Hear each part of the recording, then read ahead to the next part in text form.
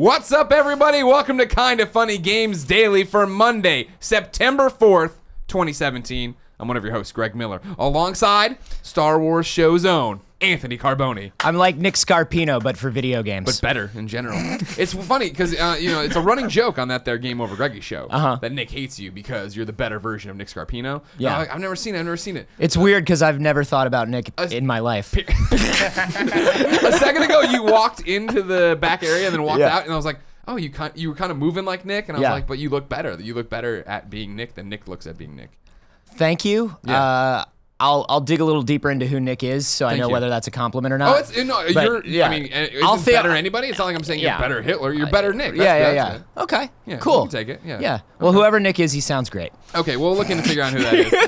Ladies and gentlemen, this is a big moment. You're the first ever guest host of Kinda Funny Games Daily. What an exciting time to be alive. The subreddit freaked out when they heard you were going to come on and be the show. Really? They were super into it. Yeah. I get a little PTSD whenever somebody tells me Reddit's freaking out about me. But that's okay. That's okay. Just the internet in general. Let's rock and roll, Reddit. Don't worry about it. Our subreddit. No. r/. I am super excited to be a part of this. And I'm excited to be the first guest host. Thank you for having me. No problem. If you didn't know, ladies and gentlemen, this is Kinda Funny Games Daily. Each and every weekday on a variety of platforms, we run you through the nerdy video game news you need to know about. We jump into it, get dirty, give you thoughts, opinions, perspective, answer your questions, read you bad PSN names, and sometimes compliment Andy Cortez. Wait for it. It's coming up. That's what I call a tease. If you want to, you can watch us record it live at twitch.tv/kindafunnygames. If you don't want to if you're live watching, it's fun, but we don't look at the chat, of course. The only way to interact is to go to kindafunny.com/you're wrong. Tell us what we screw up as we screw it up, so that at the end of the show, we can set the record straight for everyone listening on podcast services around the globe or watching later on youtube.com/kindafunnygames. Worth pointing out, Anthony Carboni. Yes. The hens are gone. It's just the wolves running around today. You know what I mean? Tim gone, Kevin gone. Wolf pack! Yeah, wolf pack!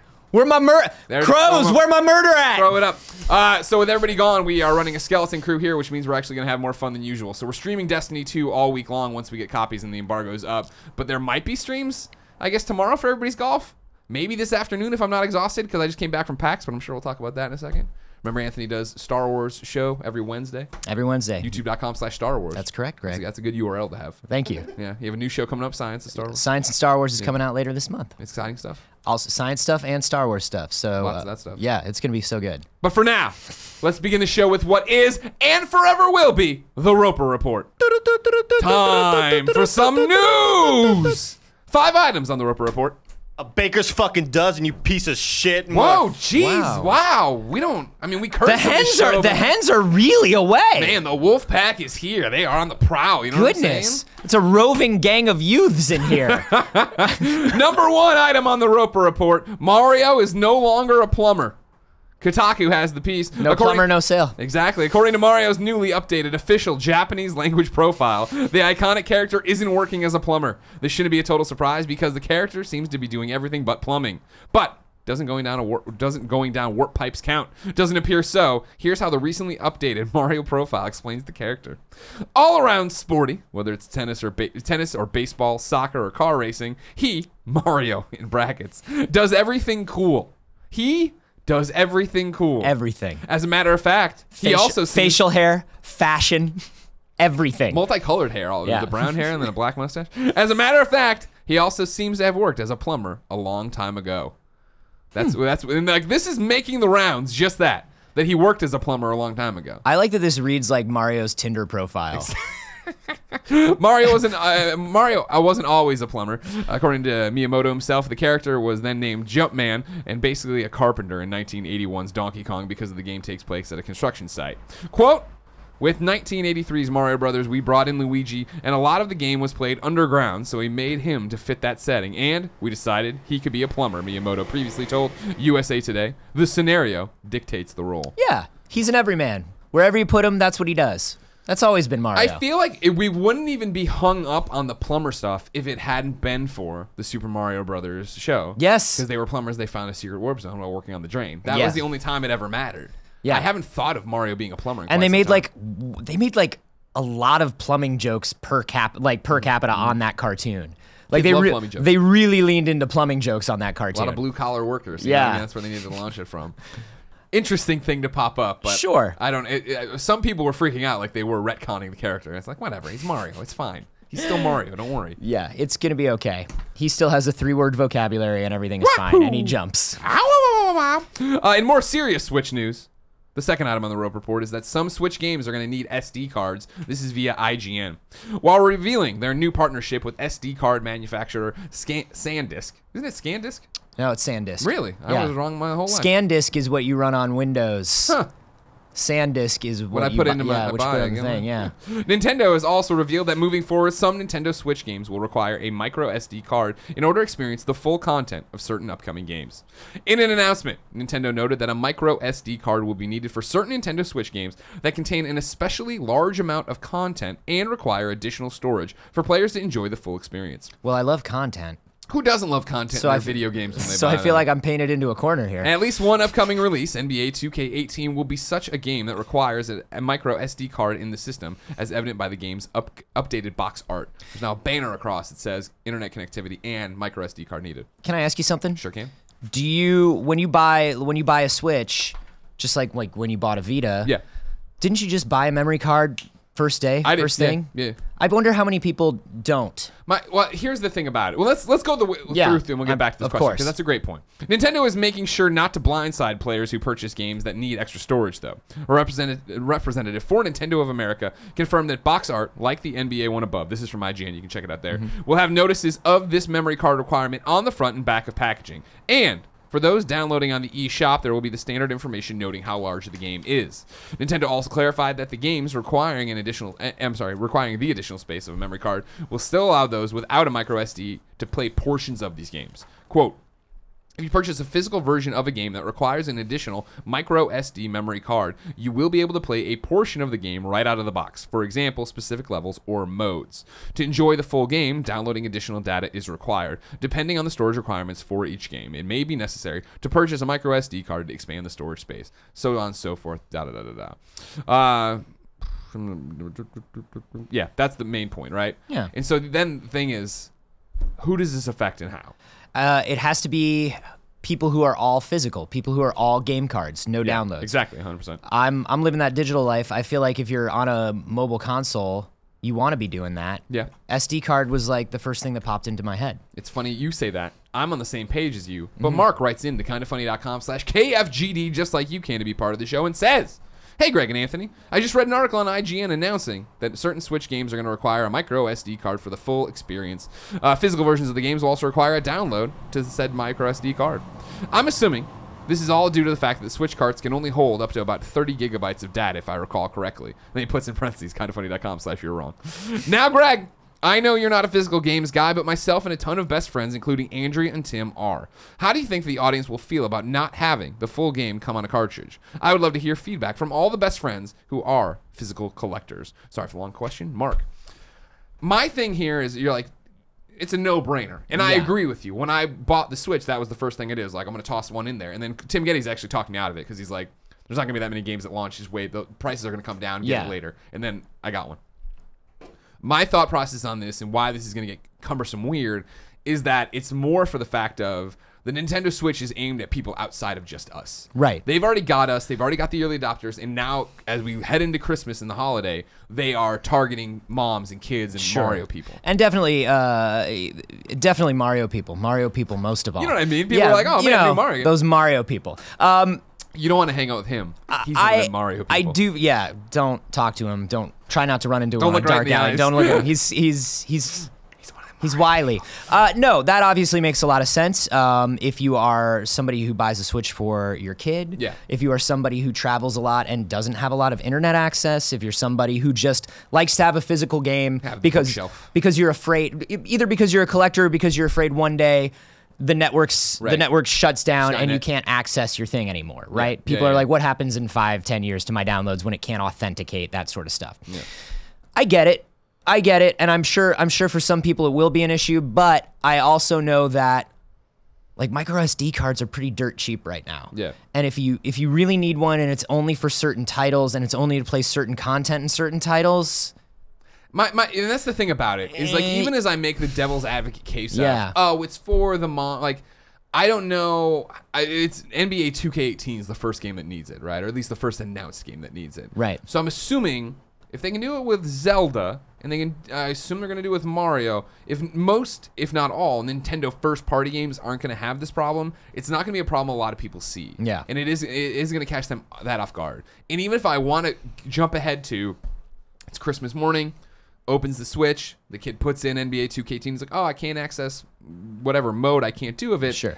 This isn't a new problem. No. PlayStation 1, PlayStation 2, here's the system. Here with your controller, buy a game, great. I don't have a memory card. Right. Do I let this thing just run nonstop? Well, not only that, but this feels new because it's on a portable system, but I mean, is there a console right now where you buy a game or download a game and you're not like, and now I'll wait for the day one patch. Exactly. Now I'll wait for the extra content to download, yeah. You know? Like, it's just sort of becoming the norm, and it's kind of, I can see where it kind of like upsets people a little bit. Well, but it's because it's just an inconvenience. It's an a hoop to inconvenience. jump through, which yeah, sucks. Yeah, it's one more thing you have to do, and it's like, why should I have to do that? And I get it, but I'm not too burned up about it. Yeah, exactly. And I don't think most people are. I do want you to write in to kindoffunny.com Yeah. KFGJD. Let me know if you are totally bent out of shape about it. I understand why you would, but I can't get too upset about it, I feel. Yeah, I'd like some data from the community to see how big a problem this is. I want to stay on this Nintendo Switch train, which means, Anthony, for your record keeping, I'm skipping to number 4 right now. I'll go to Appendix B of my packet. Thank you very much. FIFA Switch is missing some stuff. Eurogamer talked to the developers. Let's find out why. And now there's a bunch of words in here that just don't make sense. No micro SD card. No micro SD card. That's why. No. The Birch Arrest team, which is the team I guess doing this, despite a 7-year history of working on the franchise, is still learning, treating this is the Switch version, as the first stab at the platform as our kind of recon mission, an exercise in data gathering and analysis before it commits any further. It makes sense, and this is a fairly obvious insight in many ways. We've seen far more cautious toe dipping than this from big publishers on new platforms. But it's still refreshing to hear someone like the lead dev blunt in a kind of endearingly enthusiastic way to be upfront about this. Almost all of his answers permeated with, I hope or I can't wait to see. There is also an element of design to the caution, by which I mean thoughtfulness, a concern for the player beyond a jealous guarding of EA resources.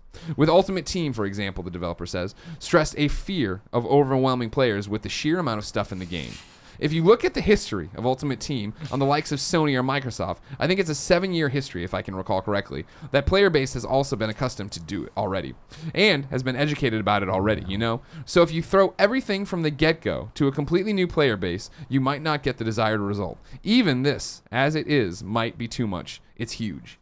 We're going to come back to that one. Yeah, I don't like. Do you want to get into it right away? I don't like that one. We'll come back to it. I don't like that one. None of us like that one. No, but as a design decision, a sacrifice, or a bit of both, this time it's the Football Ultimate Team champions and squad battle modes that don't make the cut. Is that because they expect Switch players to be more casual? Quote, I see it as being more social, is perhaps the diplomatic way of saying yes, but that's not necessarily a bad thing. While the dev stresses quite fairly that casual represents different things to different people, the choice to drop those features is based on the type of audience they expect. Quote, I look at them as 2 different games, 2 different worlds, that I think people should take for what they are. And keep in mind that we should not try to force people onto certain things just because it works on a certain platform. Ooh, man, they've really been working on this point, haven't they? They've been working on this pattern since the Wii, haven't they? Listen, it's not a lesser version of the game. It's for a different audience that likes games but doesn't like full games. Yeah, listen, people who pick up a Switch, they won't know what it is. They don't even know that they need a micro SD card. They don't know that they need a micro SD card. They've never seen one. They pick up a Switch, they try to take a phone call on it. They've never seen a video game before. They're new. But finishing out the parts I'm cherry picking from the Eurogamer article, which is good. You should go read the whole thing. Frostbite, the engine adopted for the first time by FIFA 17, is what powers just about all of the main series' big updates this year. The Journey follow-up, the new cinematic career mode transfers, the special animation system that Wes mentioned when he first tried the game, and even more of the detailed stadiums and crowds. And we've already established it's missing from FIFA on Switch. Instead, the Switch version has its own engine, built from the ground up. Quote, the hardware is very difficult, the dev says, and it means a future mode exactly like what Journey is unlikely. Likewise, those new additions I mentioned, quote, would take an army of people if it was possible to be done, end quote. So the end there is where we got the actual truth. Yeah. The end is where we got the answer that they can't make Frostbite work on the Switch, or they are unwilling to spend the resources to make Frostbite work on the Switch because they feel with their previous experiences with Nintendo consoles, the sales will not bear out 100% working on Frostbite. And they mention in this, I cut it out because it was just a passing thing about the PSP, or I'm sorry, the Vita, of them making FIFA for Vita and just not being worth it because it didn't sell. And right. That's where they're doing all this. I think there's sort of a chicken and egg thing there. I'm sure 100%. I'm sure there are business reasons and smarter people than you and I figuring out these things. Maybe not. Who knows? But when you half port a game or give a downgraded version of a game to a system and go, this is how we're going to test how our games do on this system.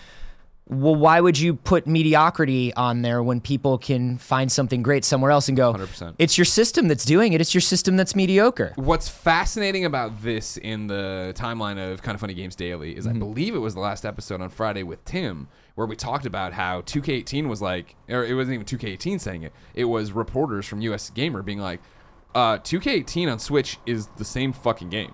Yeah. Like, the frame rate's less, but everything else is here the way it should be. They had quotes about how they scaled the engine to the platform. And I brought up then where Tim was like, this gets me excited because it means games can work here, that AAA games can't come and go. And I'd been, as a WWE game fan, when they announced it for Switch, I was like, I refuse to get excited. Yeah. I've seen this on how it plays on PSP back in the day, And ever since then, there's been story after story of like, well, it seems like it's not going to be that way. It seems like they're trying. Then 2K18 to come out and be like, it's the same fucking game. It's missing like I forget one little thing, and it's not even that big of a deal.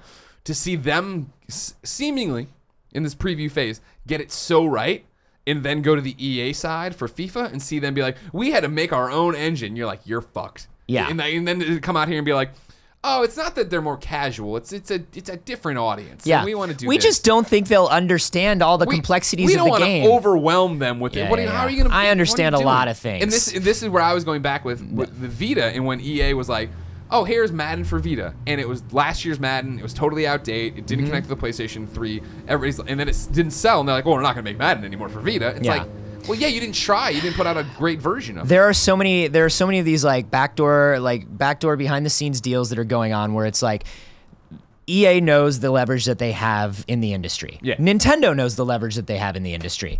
And they sit down across from each other at a table and they decide who's going to give who money for what. And based on that, that's what kind of game you get. Yeah. And it's a bummer that they're trying to pawn it off on like, it's a bummer that their official statement really reads as like kind of condescending and patronizing towards Switch gamers because Switch gamers are literally everyone right now. Yeah, exactly. So on the flight to PAX and then walking around PAX, everyone's playing on Switch, as they should be. It's a great portable console. I think, hey, listen, if you're going to leave money on the table because, and I don't know this for sure, if you're going to leave money on the table because Nintendo won't give you a little kickback for developing on their system because you're EA, that's on you. And it's that thing where it's like, the money side of it would be the fact of like, how do you, if our engine just doesn't work, our engine's too bulky or too hard to get onto this thing. And the quote of the hardware is very difficult. Well, and I don't know, this is something where you guys who are like PC, like hardcore PC gamers, like understand this stuff.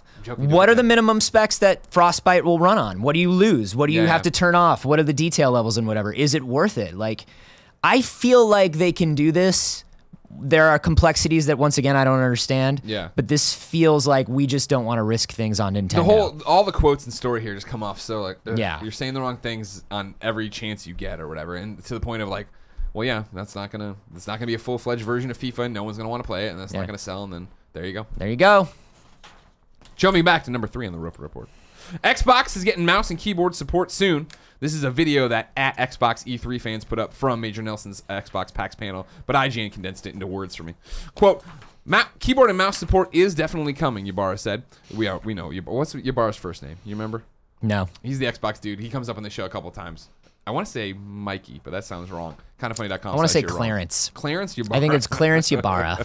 When it does end up in the games, he says Microsoft will coach developers, making sure they give players the choice in competitive games of whether they're playing against users with controllers or with keyboards. Quote, you'll see our first game supporting keyboard and mouse soon, he continued, but was tight-lipped on what those games will be. From then, it will be based on developer interest, whether they want to implement support in their own game. Which one do you think it's going to be? What do you mean? You leaned back when I said that he's tight-lipped. You got a prediction? Because I do. No, I don't. PUBG. Oh, yeah. PUBG, I think you put out in the early access on, or what do they call it, game preview. They're going to put it out on Xbox apparently by the end of the year is what they keep saying. And I think that would be a perfect one of like, hey, here you go, first person or server for mouse and keyboard, server for Xbox controller. My lean back was more about thinking further down the road, as in like, how many more generations of video game consoles do we have? Do you know what I mean? Anthony, it's almost like we prepped this show together, but we didn't. We did not. Because you're right there. You're in the same. We have had this conversation on Kind of Funny Games Daily a lot in terms of where are we going and what is the next generation, how all this works. And so I'm going to read Thomas Hewitt's question. Please do. Formerly Thomas H. coming out of my shell, he says. He wrote into kindoffunny.com/KFGD, and then we're going to jump into the reader mail where I'm going to cherry pick another question. Hey, Thomas H., your last name is beautiful. And we're glad that you shared it with us. Never hide it. Don't hide your light behind a bushel any longer. Yeah, don't let it shine for all to see. Good day, KFGD crew. My question is this. With the recently announced keyboard and mouse support coming to Xbox systems, it seems to me that Xbox One X will be closer to being a gaming PC than any console before it. But retaining inherent console benefits such as a dedicated online infrastructure and easy plug-and-play functionality. If Xbox One X finds mass market success as a console/PC hybrid of sorts, do you think there is a chance that PC-based companies such as Valve and Nvidia will make a newly reinvigorated push to enter this new market segment, as we have seen in the past, relatively niche systems like Steam Machine and the Nvidia Shield systems? Thanks for all you do, Thomas from England. Oi, governor.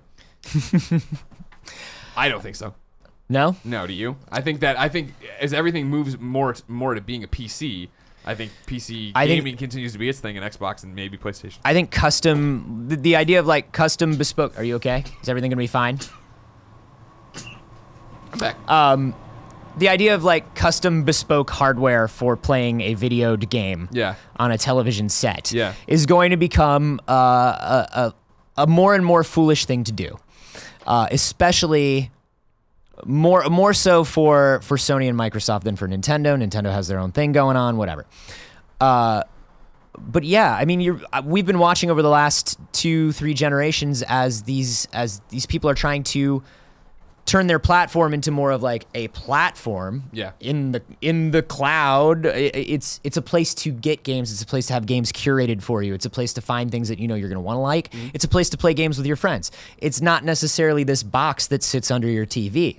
And for Microsoft especially, the faster they can get away from the box and have it be acceptable, the better, the sooner they benefit. Because Microsoft, they're on everything. They have a piece of everything through OS. It's an interesting thing of this mouse and keyboard support coming to Xbox, and how that is suddenly it becomes, okay, here's your PC gaming starter pack. Here's how we slowly get you in there, and because if it is that you're a console player and then PUBG comes out and it supports it both ways, and you fall in love with PUBG, but you find out you're watching videos and everybody's doing mouse and keyboard stuff. Okay, I'll try it. I have a mouse and keyboard. You plug it in, suddenly. The step that I always find so cumbersome if I love a controller, if there's a game that motivates me to play it with a mouse and keyboard and stick with it, if I was playing City Skylines on my Xbox One X or whatever, and it was a better experience, I start using that, suddenly it's not so foreign, and like you're saying, it leads into Xbox's / Microsoft's message lately, where it was so weird of, oh, it's an Xbox console exclusive, but it's cross-buy or whatever they call it on PC, gaming everywhere, Xbox everywhere. Yeah, Xbox everywhere. And I love that, and that was such a wonderful move for them from my perspective, because I am somebody who has my, listen, my PC rig, I got 4 different colors of lights in it. I'm doing all the things. You know what I mean? It's dope. I've got the best, my rig. But I also like playing on my console in my living room, right? And so the moment they were like, do both. And maybe you start playing these things more on your PC, more and more and more and more and more. We're good with that. We lose money on hardware. We always have. And that's the thing we've been talking about so much on this show, is the fact of what really does come next after PlayStation 4 and after Xbox One X. Because Xbox sounds like they're committed to generations are dead. We are the Xbox platform. There's gonna be the Xbox One X. It's gonna be the most powerful thing, 53% more. So are we going to... Here's where I want to kick it over to Michael. Michael Cabral writes in and says, last week, you guys were talking about the next big leap in gaming. It's my, admittedly amateur opinion, that we are rapidly approaching a plateau in terms of visual fidelity, and that the next leaps in games will be the breadth and density of systems and content. Things like more powerful physics engines, complete and accurate weather systems, story-driven AI, like the Nemesis system, and multiple branching storylines will become part of every game, leading to more and more interactive and fully realized worlds. I look forward to this more than mere graphical updates. How about you guys? Thanks for everything you do, Mike. He's hitting on the point that I was asking last week of, is Xbox really that confident that we're to the point now that we are PC gaming, where we don't have to release the Xbox 2. We don't, there doesn't need to be a PlayStation 5. We can keep this structure we have now, this infrastructure and this foundation, and put out a game that's going to look fucking awesome on Xbox One, but still run on your launch Xbox One. Yeah. I'm sorry, Xbox One X, but still launch on your Xbox One. And are we really there? And then what happens when PlayStation does the opposite? And they're like, hey, here's PlayStation 5, and it's backwards compatible. It's backwards compatible with your PlayStation 4. However, going forward, PlayStation 5 games only work on PlayStation 5. Yeah, I think Sony's in a harder place than Microsoft is with this. Because Sony does take so much from hardware design and development and sales. Yeah. That's integrated into who they are. Yeah. Microsoft could drop Xbox if they knew that they could keep the attach rate, and they'll be fine because they don't need to make any money, any profit on the box to do the thing. It's interesting, and the thing that seemed the most next gen to me when the Xbox One came out, like, yeah, Forza looked beautiful. It was a gorgeous game, one of the most gorgeous games I ever saw at the time. But it wasn't the fact that it was gorgeous that made it feel next gen to me. It was the drivatars. It's the things that Michael is talking about. The systems. The novel ways to use things. Using these processing powers and these cloud technologies and all this stuff to be like, hey, I'm creating something that you haven't done before. Yeah. You are now playing with your friends and your friends aren't there. And it's not just a ghost of their last time around this track. It drives like your friend. Yeah. That's amazing to me. And that's more of the stuff that I think we're going to see. Yeah. Because you're right. It's like 4K TV install rates are not what everybody wanted. These like the high-end G-Sync monitor sales and things like that aren't what people wanted. Like these numbers are low. The attach rates are low. You can only get so shiny. And what's fascinating is I think, we've talked a lot about Xbox One X recently and then PlayStation and the ecosystems and how it's going and how PlayStation 4 is this, runaway success, but Xbox isn't doing bad. And like I keep saying, Xbox keeps making these decisions quietly. And they tout them, but they don't get as much press as PlayStation's got God of War or something. But hey, backwards compatibility. Hey, the Games Pass actually is really cool and a good thing. Hey, all the games are working together. Hey, controllers you can design yourself. Hey, like elite controllers. They're making all these awesome gaming decisions that I think is really, really fascinating. That if we do get to a point where, hey, PlayStation 5 it plays PlayStation 4 backwards, but PlayStation 4 can't play PlayStation 5 games. And Xbox is the opposite of like, that's great for them. All third-party games that are going to go on PlayStation 5 will also be on the Xbox One, which will also run on your Xbox. Yeah. Suddenly, that's a new ball game of like, well, why would I buy PlayStation 5 if I could just get into a cheaper Xbox, if not jump into the nice Xbox? Exactly. Especially if they have all this goodwill behind them. And I can change my gamer tag. I think the only thing that's going to keep it from happening for a very long time is there are a lot of people that just don't want to turn on a PC to play a game and deal with like, oh, Windows is updating and I'm doing this and I'm doing all that. You know what I mean? Sure. No, I'm one of them. Yeah, you're one of them. Yeah. And it's not. It's like the SD card thing. It's not a huge step, but it's a step. And I don't have to take that step right now. Yeah, exactly. I think we'll get to a point where there will be one box in your house, and everybody's trying to be the maker of that one box. But I think Microsoft is looking at it and going, "But we make the things that run the boxes. Yeah, and maybe we should be smarter about that." It's gonna be interesting. I keep saying this. I wish all this from a game that controls with a keyboard. What a novel concept. Final item on the Roper Report: Sweary's new game, The Good Life, is gonna be funded over on Fig. How you excited about this one? Deadly Premonition? I love Sweary. Yeah. I love Deadly Premonition. Yeah. I'm a Twin Peaks fanatic. I'm a weird game fanatic. I know that as well. I love this boy. Yeah. I love the look of this game. Fig is interesting. Yeah. Very interesting. If you're not familiar, Fig is it's like Kickstarter, except that you get stock in the game or whatever. You can. It's weird. They touted it that way, and Double Fine's a big. They're like a shareholder in Fig, they did they did the whole thing. But to be a shareholder, it's there's like a threshold. There's right, a threshold of money. So it is still Kickstarter Kickstarter-y until you hit the threshold. Yeah. Then you become a stockholder. It's Kickstarter. It's Kickstarter up until like thousands of dollars. Yeah. And so it's like it's the usual stuff you see on a Kickstarter. It's like game in box, T-shirt, tote bag, exclusive digital soundtrack, dessert topping, whatever the hell they put on Kickstarter. Your name will be on a tombstone. Yeah. And then all of a sudden it's like 0.03% of all profits. Yeah. It's very interesting. Yeah. And it's weird. And I'm kind of into it. And it feels very sweary. So, yeah. If you're not familiar with The Good Life, the official page describes it as, play as Naomi, a photographer from New York who finds herself stuck in Rainy Woods, a backwoods town in rural England. 4, it's the only way for her to pay off the massive debt she's accumulated. This is real. IGN then describes it. The Good Life is described as debt repayment life simulation RPG. It's too close to home. I know, right? Set in the bucolic English village, the residents of the town take to the streets at night where they turn into cats. Now that's where it's different than my life. It's also equal parts life sim and murder mystery, according to developer White Owl. The FIG campaign aims to raise $1.5 million to achieve Sweary level greatness. Interested fans can invest shares or traditional reward-based backing. Are you going to invest? I'll invest. Yeah? I'll do it. Greg.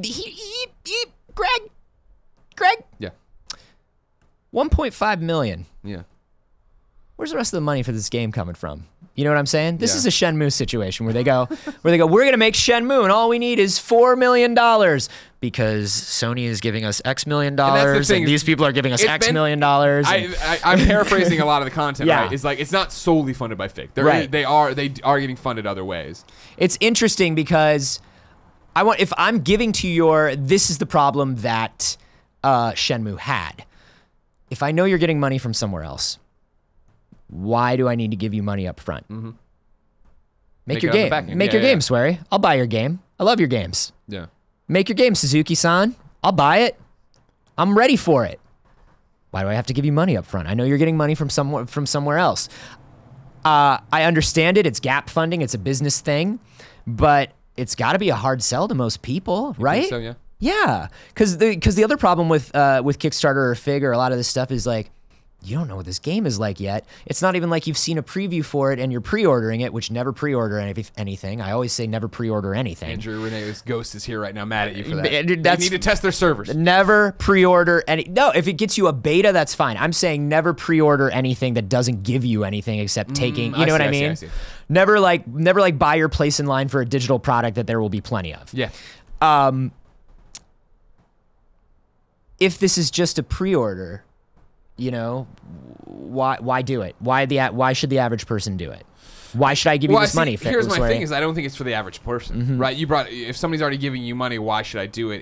It's video games and I guess content creation in general, but not content creation because like there's parallels that are kind of funny, right? Yeah. Of like, well, we'd love for you to go subscribe to us on Patreon, right? And we're giving you early access. We're giving you this product. You're also though getting the product every day. You see what's happening. You see where we're at. Whereas opposed to video games, where here's my money. I hope it turns out. Right, and that's kind of where I was going. Is like, you don't know how it's going to turn out because there's not even like a preview. There's not even like a video clip. There's like a concept, slice, a concept trailer or art or something, and you're like really throwing money down on a dude's reputation or a company's reputation. But it is that thing of like in 2017, he has a following, he has a fan base, and there is. This is always that test of like, well, how into this are you? How into me are you? Will you come and support me? And it doesn't matter if you and I are like, well, whatever. There's fans. There's like diehard Deadly Premonition. Look, I'm going to say once again, I'm gonna give him this money. I'm just trying to be logical, Greg. Just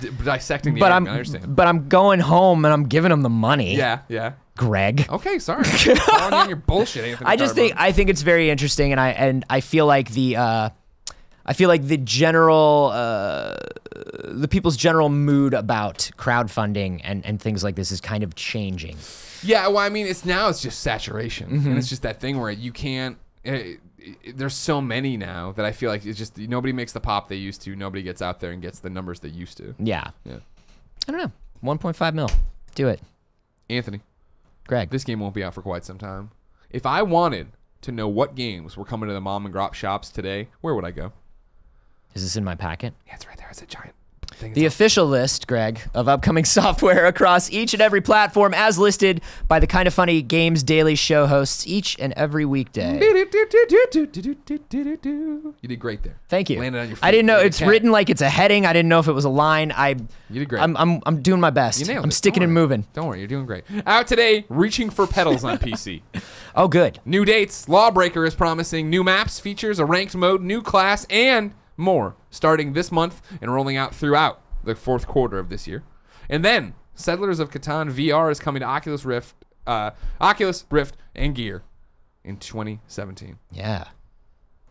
Oculus Rift. That's the full title, right? That's it. Why did I put a comma there? It's the Oculus Rift. I threw myself off. I'm deleting the comma. Yep. It's deleted. Nailed it. Oculus Rift and Gear in 2017. Perfect. No PlayStation VR. Where are you at with PlayStation VR now? You're a big tech guy. I love PlayStation VR. Yeah. And I think for the most part, PlayStation VR for most people is the VR headset that you should get. Yeah. I genuinely do. Cheapest. Yeah. Well, not just because it's cheapest. I think that one of PlayStation's biggest strength, and you know, this all comes with the caveat, the asterisk that yes, I worked for PlayStation for many years as an events host for them. Right, yeah. You know what I mean? I want to put that out there and be totally upfront. I can't believe you're a sleeper cell. I'm a shill. You asked me something and you said the brand name and I woke up. Piping into your ear right now. That's you what to do. That Sid Schumann's got the laser scope on me. No, one of the things that I really enjoyed about PlayStation, one of the things that I loved about it, is they've got a great portfolio team. Yeah. You know, you're talking about people like John Drake. You're talking about people like Dan Shu. You're talking about people who know where the good games is. You know? They know how to find them. They know how to find them. And the initial run of PSVR games was a great run. Like, you're looking at this and it's like, there is literally something for everybody here. If you want to try VR, you can try it no matter what you dig. I mean, they launched with a Batman game. They launched with a Batman game. About, yeah. They got Rez to come back. They got, you know what I mean? They have so many great things. Don't forget the Rez cassette. I still got that Rez cassette for you. Oh, good. I'll put that in my tape player. Good. So I think, but also they picked games that are good at what VR is good at right now. Like I have a Vive and I have my PSVR. My Vive is great. My Vive is high end. It's connected to my PC. I'm walking around. I'm flailing like an idiot. I feel like I'm living the dreams. The future. It's the future. There I am in the future. But it's a lot of setup and it's a lot of this and it's a lot of that. And people don't have their VR sea legs yet, you know, and some people. PSVR picks great games that are made for sitting on your couch playing VR. Sure. Moss. Moss. Have you done the Moss demo yet? The Moss demo's so good. Yeah. Super Hypercube, so good. They do a lot of like great the little strategy games and like the game that's basically like the God game. Yeah. Oh, that was so good. You're walking around. Yeah. Stuff. There's a lot of amazing stuff that's made for like, hey, Thumper. Yeah. Where it's made to just like sit down, it's an experience, look around, but you don't have to move around. You don't have to move stuff. Sure. You don't have to have a cave devoted to it in your house. It's not Arena or whatever. Yeah. I'm like sweating and I'm throwing this ball around and flying around. Exactly. So it's things like Super Hot where it moves when you want to. And they're very good at that. And I do love VR. And I think if you want VR, PSVR is the best way to go for everyone right now. If you want that high end, good shit, get that Vive, son. Yeah. But for most people, get a PSVR. That's where I'm at. Deals of the day. Javier Monier Reyes wrote in and says, you can write in kindafunny.com/KFGD. Greetings, Greg, and welcome, Anthony. Hot damn, Bloodborne is on sale for $8. Are you guys going to jump on this game? It's absolutely one of PlayStation 4's best exclusives. P.S. Anthony is awesome. I started listening to him back on D News when GTA 5 came out. Anthony Carboni, the homie. Thank you very much, man. You were a Bloodborne boy, weren't you? Oh, Greg Miller. Okay, sorry. Can I tell you a story? My wife and I, my beautiful sainted wife. Yeah. Love of my life, heart of my heart. Yeah. We're planning our wedding, right? We're living in LA, but having our wedding in San Francisco because that's where we met. That's where most of our friends are, et cetera, et cetera. You should have stayed here. You abandoned us. I understand. Yeah. I left you to die here, and I never looked back. You come back? Andy over here? I come back. I come back. We had to keep taking trips to SF to plan our wedding. Yeah. Bloodborne came out. I literally bought one of those Hori monitors. I remember this. You remember that? And I brought it with me as we were planning our wedding. And I'm just sitting there playing Bloodborne. And it's like, I'm going to put in 45 minutes of Bloodborne before we have to do this cake tasting or whatever the hell it is, or pick out chairs or sashes. I think I love Bloodborne so much It is my favorite. It's my favorite Souls game, and I'm doing air quotes. Sure. But it's my favorite Souls game, and I think it's maybe just because aesthetically it's more my thing. Yeah. And in terms of speed, it's a little faster. Yep, I know exactly what you're talking about. This is what intrigued me about it at previous events, where I was like, Souls before, I didn't like the setting, and I thought it was too slow. I just don't.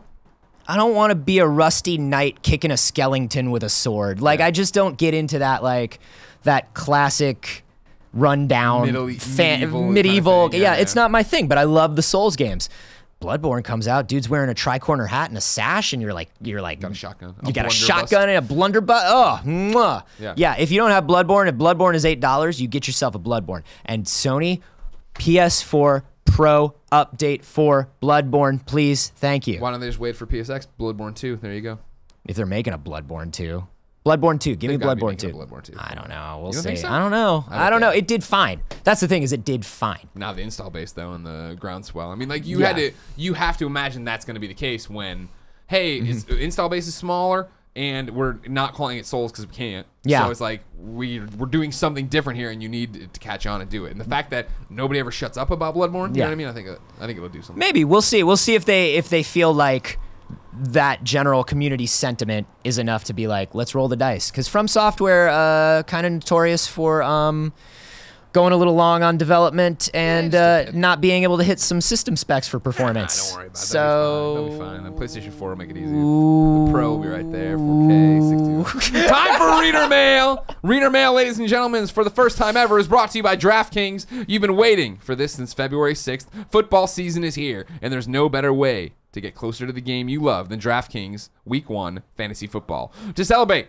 DraftKings is hosting a $100,000 contest this Sunday that's totally free to enter, and if you draft the perfect lineup, you can win $1 billion. What? Whoa! Choose between public contests with big cash prizes or private contests where you can compete against your group of friends. DraftKings also has beginner and casual contests where you play and learn how to play with people at the same skill level. The best part is you can draft a new team each week without any commitment. So go to DraftKings.com now and use the promo code KindaFunny to play in DraftKings free contest for $100,000 in total prizes this Sunday. And if you draft the perfect lineup, you can win $1 billion. That's promo code KindaFunny, all one word, to play for your shot for $1 billion this Sunday.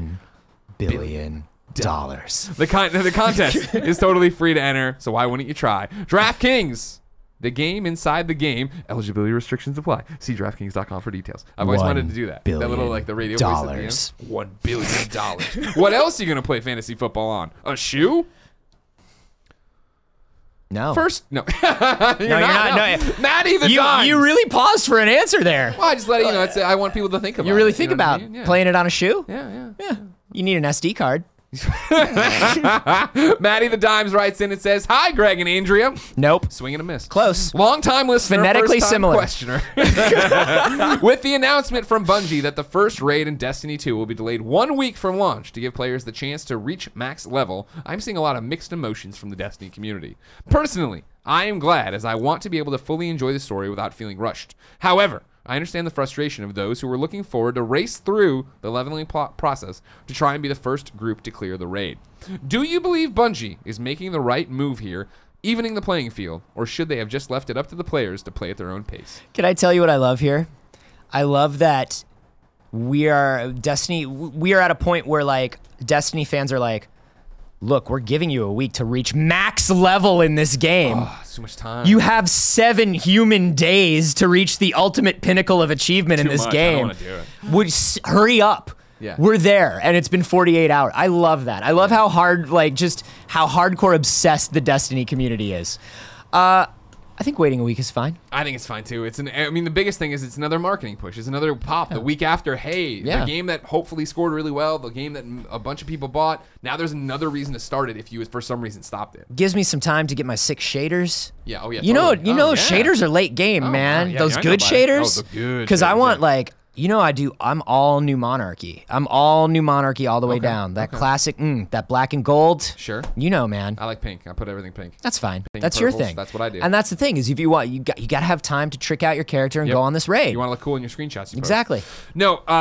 It doesn't matter. But again, we're not the hardcore Destiny players, right? My thing is like, I don't know how fast leveling will go. I doubt I'll be. I'm not going to be there. I'm not going to be there. Andy and I are all about playing this week, aren't we, Andy? Yeah, doing some streams. We got Gary Whitta now in the group. Is he joining the clan? Is Gary Whitta joining the clan? But does he want to join the clan? Is what I'm saying. I haven't asked him. I asked him. Did you? Yeah.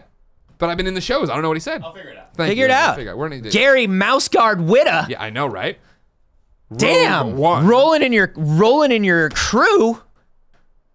How excited for Destiny 2 are you? So excited. Yeah. So excited. And I am excited because just as I am not the person who's going to get max level in a week. Sure. I'm going to be realistic about myself. I'm not going to do it. I'm going to try. I'm not going to do it. Sure. I'm just not going to have the time. I had to fall off of Destiny for a little while. Falling off of a game like this is the worst thing you can do. That's what happened to me. I talk about it on the show a lot, so I won't do it. But I slipped off, came back, everybody was way better and way gone. I was like, all right, see you later. You got your Gallarhorn, and everybody's like, fuck your Gallarhorn. Yeah. Your Gallarhorn shit. Yeah. And you're just like, ugh, I got to get all new stuff now. There's a raid I haven't done. These guys are on the map. I've never seen them before. Apparently, I missed this. They patched it out. I can never have it again. I just want to patrol the moon. I just want to patrol. I want that. I like swinging that sword. You can go in and swing that sword around. I like that Destiny 2 is Destiny 2. And I know that was one of the biggest stumbling blocks they had marketing-wise and in terms of like their player base. Yeah. I needed that reset switch. Yeah, me too. Put aside everything that they said about the 10-year game and all that stuff. I needed the reset switch. And yeah. And that was the thing, right? It's like I'm so excited to play with Andy and to play with Gary and to play with Andrea in this way that I wouldn't have been about Destiny 1 because I feel so far behind and I don't understand the game. But to get into the ground level with everybody again and figure it out together and be part of the conversations. And people are willing to carry a new character. Like they're willing to carry you, but only so much, right? Because if I'm a high level character and I've got people I'm already playing with, I'll give you a couple hours. Yeah, but I don't want to sit there and like do it all with you. But I'm not going to hold your hand. Exactly. You should have been here. Yeah, exactly. You didn't put in the work. I get it. I'm ready to put in 2 weeks of work with this. Flip and have that switch. switch. Get me, and Flip that switch. Destiny 2. Make that mailbox real. Make it real mail from real players. That one's over my head. I don't even know what you're referencing. Really? Yeah. You know, you go to your mailbox and it's all NPCs give you stuff? Oh, yeah, okay. Let me send stuff to friends. Sure. Give me some quality of life stuff. You're an MMO. Okay, good. That's all I'm saying. All right, good. I can take that one. Do you want to end with portable gaming or PlayStation's first-party lineup? Ooh. It's a tough choice, isn't it? It's a tough choice. We already did SD cards. Yeah. Let's do PlayStation first party lineup. Whaley wrote in and says, with the lack of diversity of PlayStation's upcoming first party line, will the lack of diversity in PlayStation's upcoming first party lineup come back to bite them? Then he puts in parentheses, I apologize in advance if there's any grammar mistakes here. English is not my first language. Whaley, don't worry about it. I appreciate you trying. Dear Greg, and you put 2 G's in my name so this question's over. Just kidding. Just kidding. Dear Greg, and whoever is next to you on this show. Over the years, Sony has been known for its diverse lineup of games, and the PS4 is no exception. But the 3 big upcoming first-party exclusives, God of War, Days Gone, and The Last of Us, are all very, very similar, which angers me. At E3 2016, I was excited about the new God of War to be announced until they showed me it, and it turned out to be a Last of Us clone. Days Gone looks just like another open world Last of Us, and The Last of Us just looks like The Last of Us. And I was never a big fan of The Last of Us. What is wrong with you? This is Philip Kohler writing in under an assumed name. We know. Go home, Phil. He puts in parentheses, the setting was done to death, the story was good, but predictable. Personally, I feel like Uncharted 4 deserves all the praise The Last of Us got. We're already seeing an increase in people hating on The Last of Us type games. Parentheses, I don't agree. I enjoy and love those games. I feel like it was blah, blah, blah. And that's not a good sign for Sony. Also, why buy the new God of War when you buy the $30 version, Hellblade? Thoughts? I don't agree with you on a lot of stuff here. I appreciate you writing in. I understand what you're saying. Yes. So let's start breaking it down. I think the biggest thing about these games that is similar is aesthetic. I'm not going to say that there's a Sony AAA house look by any means. Yeah. But there's kind of a Sony AAA house look. Yeah. But just because 3 games show you an open world map does not mean these games are mechanically similar in any way. That's the important thing. I mean, for me, so he's got God of War, Days Gone, and Last of Us. Right off the bat, I want to take Last of Us off the table. Yeah. This game is, you're saying there are 3 big upcoming first part. The Last of Us is far away. Yeah. The Last of Us is still very far away. You will not be playing these other games unless you're buying a console way later. Like that's not how. Yeah, you're not rushing to finish one so you can get the other. God of War in there in Days Gone. Days Gone is a game that we really haven't seen enough of. Yeah. There's a lot of systems there in the bike and the mechanics and how you are doing open world zombie stuff. Pikmin. Yeah, like there's a lot of zombie Pikmin stuff going on. And like this ability of it strikes me a bit after E3 because coming into E3, I would say I wasn't down on it. I like Sony Bend a lot. Yeah. Eric Jensen's over there. He's a listener. He's a kind of funny best friend. He's a good dude. John Garvin's just a great dude I've known for a long time. I was after seeing it, it was like, all right, cool. It just looks like zombies, and I know they kept saying it's not just zombies. Right. But you're like, whatever. Seeing the E3 demo behind closed doors, and so you saw the same demo twice, but one was at night. This was different. It really struck me in a Horizon kind of way of, let's infiltrate this area, and how do you want to take it down? What do you want to do? Do you want to be stealth? Do you want to be gun blazing? Do you want to do all this? Do you want to use the zombies against them? Or what are they? The tweakers, freakers. Yeah. It's like, all right, that's cool. That's interesting, and that's different. God of War isn't that game. No. God of War is going to be, granted, they've talked about it, like you're walking in, you're discovering areas, but it's going to be a very guided, here's what you're doing, and we're telling you the story. And in the same breath, too, you're like, it's The Last of Us again. It really isn't. I understand you have a kid with you the same way Joel had Ellie, but your son in this game is on a button. You're using him in combat. He can't get hurt. He doesn't strike me as, not that Ellie was powerless for that first half of the game or whatever, but he's going to be more in the action than I think you are giving him credit for. Right. I think, you look at the jump from Uncharted 1 to Uncharted 2. Yeah. And the changes they were able to make mechanically and in terms of story and all this, you know what I mean? They are very good at finding what is good about a game, about this thing that they've latched onto, and like amping it up. And I do think it will be considerably different. There's some cruft and some old feeling stuff that I think is going to go away. I think, there aren't going to be nearly as many floating around, carrying ladders around puzzles in The Last of Us 2. Yeah, you'd hope so. I think Maybe Ellie finally learned to fucking swim. Yeah, I think they were working on so many new systems and so many new things that they put in a lot of those old things as crutches to kind of get the game out there. Yeah. I don't think they're going to have to do that with this next one. We're going to have to see more. Like you said, it's way far away. God of War looks like an open world AAA game because that's what things look like right now. Yeah. But dude, you're going to be doing the stuff. Yeah. You're going to be mashing things around. It's going to be all the action. Yeah. It's going to be like so good. And that's the thing is like God of War is going to have, if I'm making a prediction, God of War is going to do really well. And I think it's going to be crazy because it's got me, who I hate Kratos. I think he's such a one-dimensional screaming idiot. I don't like Kratos. But I like the gameplay of God of War games. And everything I've seen from God of War now, I'm like, I'm fascinated by this Kratos. I want to see this one who reaches out to try. He knows he should be a good dad, but he doesn't know how to do that. Yeah. And he's trying to contain the rage, and he's going to have spectrum, right? Because that's what he never had in any of the other games. Yeah, they're giving him more. They're making him a person that you can like hang out with for 60 hours if you have to, or 40 hours, or whatever it's going to be, Way less than that, I bet. Yeah, this is very, well, maybe you can collect all the shinies. Sure. I don't know. Okay, that's You're going to platinum it. Will I? I think you probably will try. If they got some bullshit combo thing again, I don't know. There's got some weird ass thing. I'm like, I don't want to do that. I don't want to fucking sit here and try to do that. They're gonna be different. I don't think you need to worry about it the same way you don't need to worry about, like, I don't know, Nintendo stuff all looks pretty happy. Yeah, you know what I mean? That's a really good point. That's a really good point. Anthony, it's time to squad up. This is when you should get out the computer too and start refreshing kindoffunny.com/you're-wrong. Okay. But if you want to squad up, what that means is you write into kindoffunny.com/KFGD. You give me your name, your platform of choice, the game you need help in, and why. I read it here on the show. The other best friends find you. Everybody plays together and has a great time. Sydney the Lime wrote in. He or she needs help on Minecraft PC. And then he puts in parentheses, I know, I'm lame. I just joke around about the PC stuff, don't worry. Discord ID is bookworm #1787. And Sydney the Lime says, I like to play on servers, but I can't make friends easily. I would like to play with the kind of funny best friends that play Minecraft PC. I really have nothing else to say except this. I'm lonely. Ladies and gentlemen, Sydney the Lime needs your help. Go out there. His Discord ID is bookworm #1787. Hit him up. Best friend him. Get out there. Play some Minecraft. One day, this Minecraft is going to be on all the platforms. With that everywhere update. Play everywhere update. It'll be all set. You okay?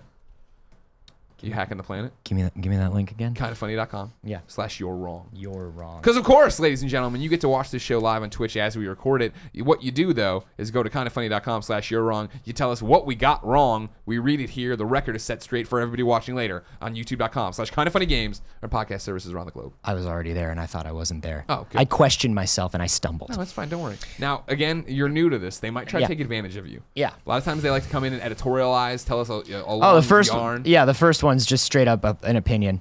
See, that's not us being wrong. The first one's straight up just like, that's not really news. That's not for you to decide. What's the facts? What's the facts? Give me the facts, Jack. I need that logic. Do we get anything wrong? Let's see.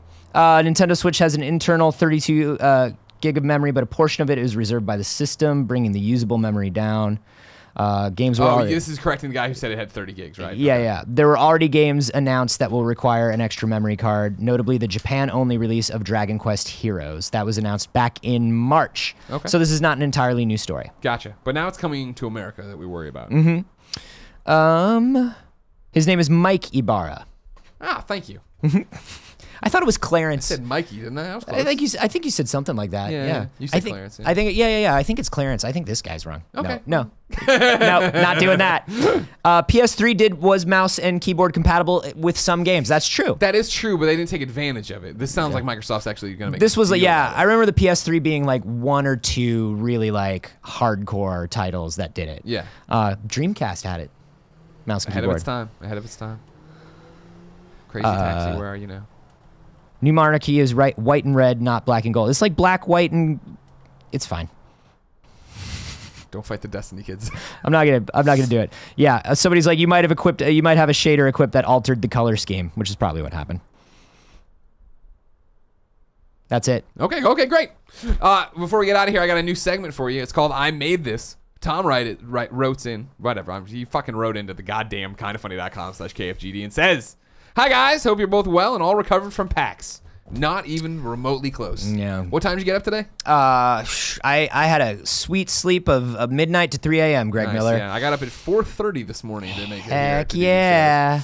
Tom continues, "I don't have a question, but I was hoping I could get a shout out on the show as a game I have been working on is finally being released. The game is called Songbringer, is out on PC and Xbox One already, with PlayStation 4 coming tomorrow. It's an homage to Zelda 1 on the NES, but with a twist. The world you play in is created using a 6-letter word you enter at the start, so the game can be completely different each time you play, if you want it to be. This has been the first game I've had a significant creative contribution to, and would appreciate it if all the best friends would take a look at it and help me make it a success." I remember seeing this. I can compliment you on this, Tom. I get a million press releases about games every day. This one came through, and I hit up the PR person. I'm like, "This looks cool. Can I get a code?" Yeah. And I got a code. I haven't played it yet. Just been busy, and there's everybody's golf, but whatever. Yeah. Tom says, "Thanks so much for the great content. Thank you for all the best friends for being awesome. I hope you like the game. All the best, Tom." Thank you, Tom, for supporting us. And thank you, Lisa, for sponsoring this episode. Whether you're upgrading your home, your health, or your state of mind, there's one surprising item that belongs on your shopping list. Yep, a mattress. Bet you didn't see us going that way. With over 10,000 five-star reviews, the Lisa mattress is in a league of its own when it comes to combining quality, innovation, and making a difference. So, what makes the Lisa mattress so different? It's the innovation. The Lisa mattress is 100% American-made and delivered in a compressed box to your door. $1 billion. $1 billion. It is thoughtfully crafted with high-quality materials to create what Lisa calls their universal adaptive feel. Its 3 foam layers provide support, pressure relief, and cooling that adapts to all body shapes and sizes, sleeping styles. Yes, we know it's amazing, they say. What you feel on the one side of the mattress will be different than what your partner feels, and thanks to the memory foam layer, you can completely avoid motion disturbance, often caused by tossing and turning on different schedules. I hate motion disturbance. Motion disturbance is a real problem with VR helmets and mattresses. The Lisa mattress compares with brands that cost thousands more, but because they don't believe in all those unnecessary extras, Lisa's prices start at just $525. Get an extra 100% off. Get an extra $100 off. Go to lisa.com/kindafunny and enter promo code kindafunny, all one word. That's LEESA.com/kindafunny. $1 billion. Anthony Carboni, you are a joy to work with. Oh, thank you, Greg Miller. I feel similarly about you. Thank you so much for coming by today. Of Sweating it out course. here with me, doing these shows, having a good time. I just like to get in the mix, man. People should really put in the work. Watch you on the Star Wars show. Watch me on the Star Wars show, youtube.com/Star Wars. That's every Wednesday. Yeah. We Have Concerns, my science comedy podcast with Jeff Kanata, is Mondays, Wednesdays, and Fridays. What a nightmare. You know? Hate him because one of my favorite Game Over Gray show moments of all time is when Nick's like, it was the Jeff Kanata episode. My topic's Anthony Carboni. And Jeff laughed, and then we went into it. He's like, "Wait, we're really doing this?" That's okay. That's okay. That makes up for this weekend at PAX when all these wonderful wide-eyed people came up to Jeff and were just like, "I've just loved the Totally Rad show so much," and I'm just like, co-host. Yeah, so we have concerns Monday, Wednesday, Friday. We have concerns.com. And if you like video game stuff, I got some particularly indie and art games. Head to youtube.com/bitejacker. Nice. Ladies and gentlemen, this has been Kind of Funny Games Daily. While we just mentioned PAX 2 and Tom's letter, I want to point out how awesome it was at PAX to meet all of you, hang out with all of you, party with all of you, and how great it was to hear so many of you say you love Kind of Funny Games Daily. We are really proud of the show. We really like making it for you. So please, keep on listening, I guess, watching, share it with friends, do all that jazz. Go to patreon.com/kindoffunnygames. It wasn't meant to be an ad, but if I have a chance to plug the Patreon, I'm going to do it. You got to do it. Tomorrow's host is going to be Andy Cortez, debuting. Never been on Kind of Funny Games Daily. From the community. From the community, yeah. Recently fired Andy Cortez. We fired him on the morning show. We're hiring him back for that. Maddie Z writes in and says, "Hey guys, Greg, in your humble opinion, do you think Andy is the best video editor that you have ever had at Kind of Funny? I've been watching his newest videos of Party Mode, and they are tight." He is. Andy Cortez, best video editor we've ever had at Kind of Funny. I'm sorry, cool Greg. He nods in agreement. All right. Ladies and gentlemen, until next time, it's been our pleasure to serve you. Oh, we got to shake hands. That's the other thing we do. Okay.